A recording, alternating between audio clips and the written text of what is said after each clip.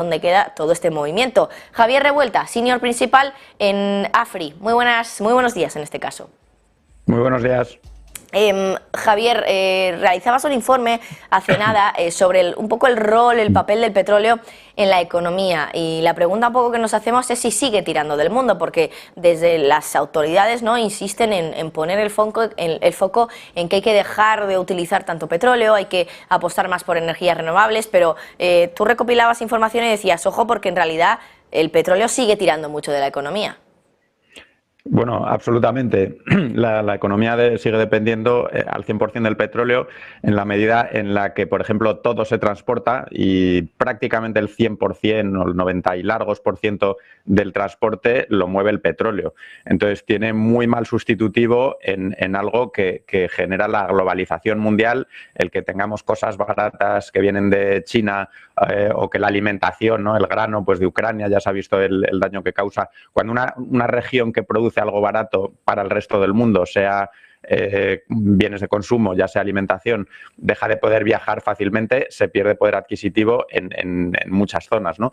Y luego, aparte, el petróleo es que está metido en absolutamente todos los negocios, no solo en el transporte, todo se transporta, las últimas millas siempre son en camionetas, pero es que el transporte mundial de mercancías sigue siendo en barcos que utilizan petróleo.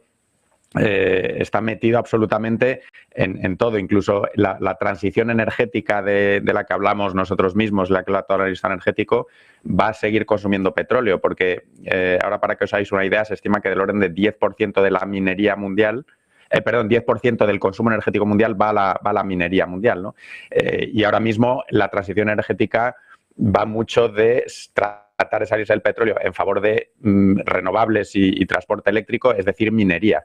O sea, que lo que ahora es un 10% de consumo de petróleo que va a esas minas, va a seguir aumentando incluso para transicionar. O sea, que se da la paradoja de que transicionar para salirnos del petróleo requiere mucho petróleo, ¿no? Hasta que se empiecen a ver esa disminución, principalmente por un transporte que utilice menos petróleo, cuando tengamos muchísimos vehículos eléctricos o eventualmente vehículos que utilicen hidrógeno, que a su vez ha salido de los sistemas eléctricos, pues va a pasar tiempo. O sea, que efectivamente la correlación ahora mismo petróleo-PIB es prácticamente de 1.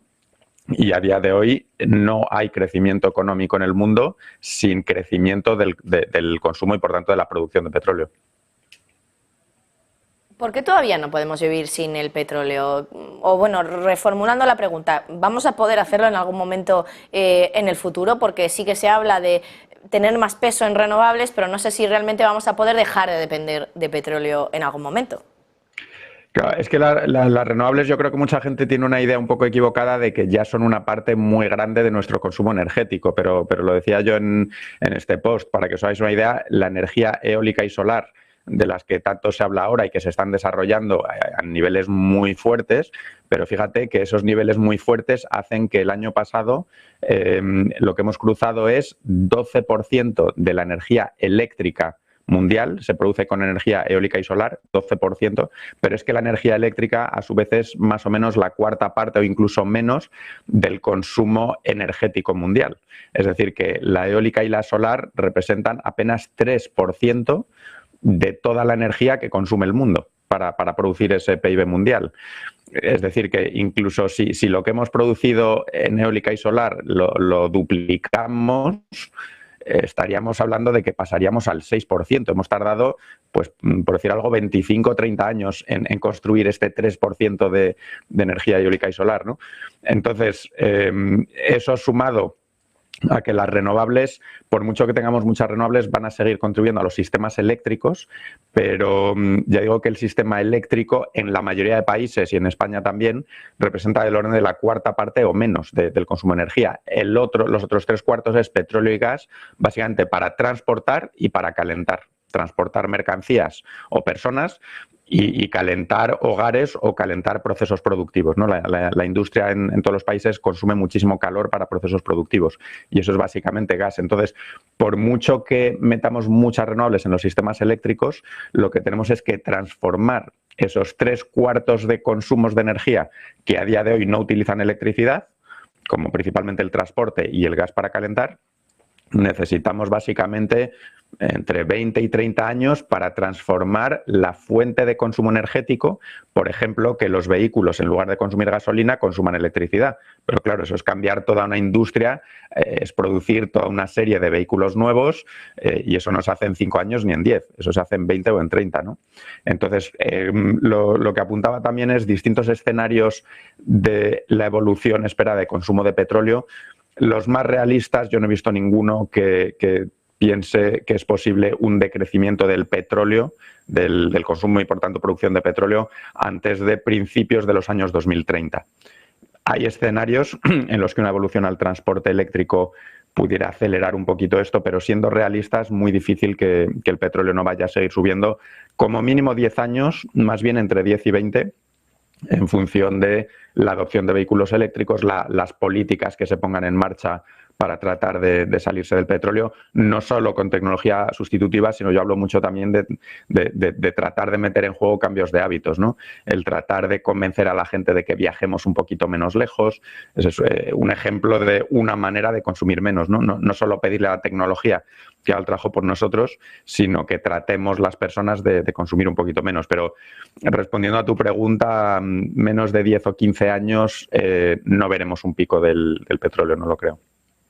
Y cuando hablamos de petróleo, claro, también viendo lo que ocurrió la semana pasada, que en los BRICS, este grupo de países, Brasil, Rusia, India, China y Sudáfrica, se va a introducir 6 más, entre ellos, por ejemplo, Arabia Saudí e Irán, claro, va a entrar a formar parte de este bloque que intenta un poco ser la contraparte de Occidente, de Estados Unidos, de Europa.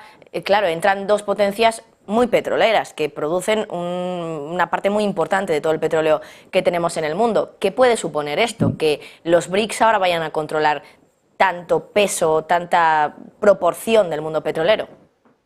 Sí, bueno, y Emiratos Árabes, un tercero que produce tanto como Irán, incluso un poquito más que Irán. O sea que sí, son del orden de más de 10 millones de barriles, que es 10% del consumo mundial.